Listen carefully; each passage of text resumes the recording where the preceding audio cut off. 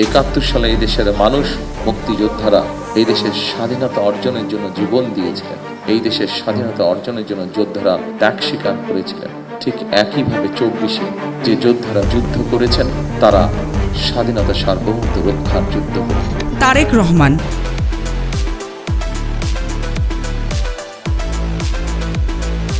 এতদিন আমরা বলেছি কথাগুলো, আজ সমগ্র বিশ্ব বলছে যে এরা গুমকারী, এরা হত্যাকারী। নতুন প্রজন্মের চেতনায় তারুণ্যদীপ্ত একজন নেতা, নতুন আশা, নতুন স্বপ্ন নিয়ে ভোটের আগে দেশে ফিরেই জানিয়েছিলেন আগামীর বাংলাদেশ নিয়ে তার পরিকল্পনার কথা। মনে রাখবেন, we have a plan.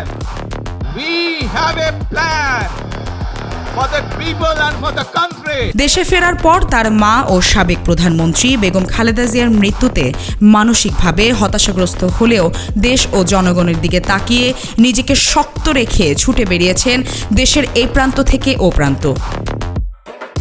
নির্বাচন সামনে রেখে তারেক রহমানের নেতৃত্বে নতুন করে প্রাণ ফিরে পায় বিএনপি নেতাকর্মীরা। মাঠ ঘাট প্রান্তর চষে অবশেষে তিনি ছিনিয়ে আনলেন দলের বিজয়।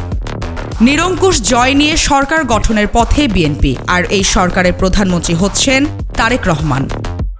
প্রায় 20 বছর পর আবারও সংখ্যাগরিষ্ঠতা পেয়েছে বিএনপি, আর দীর্ঘ 35 বছর পর একজন পুরুষ প্রধানমন্ত্রী পাচ্ছেন দেশবাসী। 1991 সাল থেকে 2024 সালের 5 আগস্ট, মাঝখানে তত্ত্বাবধায়ক সরকারের প্রায় 2 বছর বাদ দিলে 3.5 দশক দেশের শাসন ক্ষমতা আবর্তিত হয়েছে 2 নারী নেত্রীকে কেন্দ্র করে।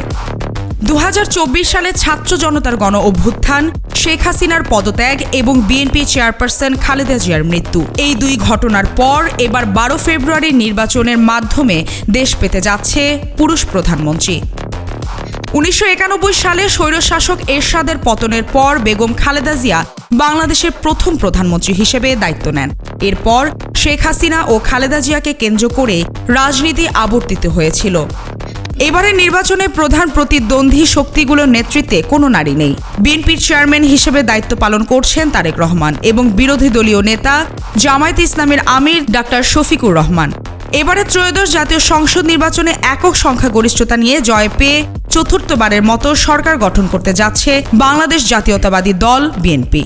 প্রথমবারের মতো জাতীয় সংসদ নির্বাচনে অংশ নিয়ে ঢাকা 17 ও বগুড়া 6 উভয় আসনেই জয়লাভ করেছেন বিএনপির বর্তমান চেয়ারম্যান তারেক রহমান। সুতরাং তারেক রহমানই হবেন দেশের পরবর্তী প্রধানমন্ত্রী।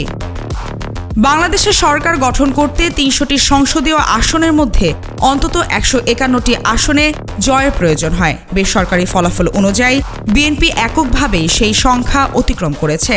এর আগে জামায়াত বিএনপি নেতৃত্বাধীন জোটের অংশ হিসেবে সরকার ও বিরোধী দলে থাকলেও এবারই প্রথম তারা প্রধান বিরোধী শক্তি। মালিহা চৌধুরী, আয়না টেলিভিশন।